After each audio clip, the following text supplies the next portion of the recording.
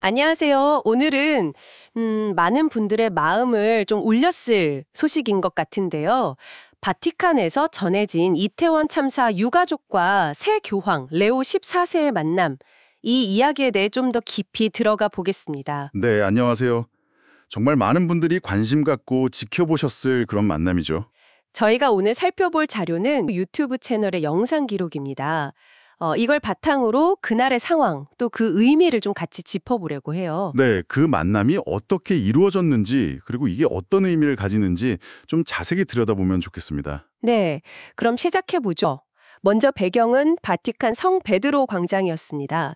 새 교황 레오 14세의 첫 일반 아련 현장이었죠. 네, 매주 수요일 오전에 열리는 전 세계 신자들이나 방문객들이 이제 교황을 직접 만나고 축복을 받는 그런 자리인데요. 그렇죠. 비교적 공개적이고 어떨 때는 좀 축제 같은 분위기일 수도 있는 그런 행사인데 바로 그 첫 아련 자리에서 이제 이태원 참사 희생자이신 고 이상은 씨 부모님, 이성환 씨와 강선희 씨가 교황님을 직접 만나셨다는 거.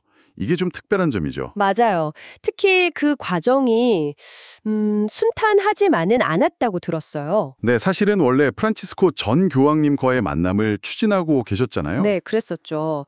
근데 갑작스럽게 선종하시면서 이게 어떻게 되나 좀 불투명해졌던 상황이었고요. 정말 그야말로 모든 게 수포로 돌아갈 뻔했는데 불과 며칠 만에 새 교황님과의 만남이 성사됐다는 건 바티칸의 일반적인 절차를 생각하면 상당히 이례적인 일이라고 봐야겠죠. 정말 기적 같았다고 표현하시는 게 이해가 가요. 유가족분들께는 정말 하늘이 도운 순간이었을 수도 있겠네요. 네, 그런 어떤 예상치 못한 변화 속에서도 희망을 찾았다는 점, 그게 중요해 보입니다. 유가족분들이 그토록 교황님을 만나려고 하셨던 이유가 참 마음이 아픕니다. 네, 따님이 세례를 받으려고 명동성당에서 교리 공부를 하던 중에 그 참변을 당했다고 하시더라고요. 정말요? 그런 사연이 또 있었군요. 네.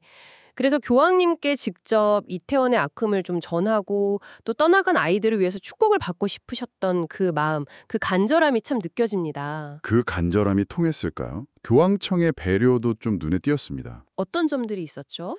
보통 일반 아련 참석자들은 이제 광장에 마련된 자리에 앉게 되잖아요. 그런데 유가족분들을 교황님 가까이, 그러니까 단상 위로 자리를 마련해 줬다는 점이 굉장히 인상적이에요. 네. 그건 정말 특별한 배려네요. 그렇죠.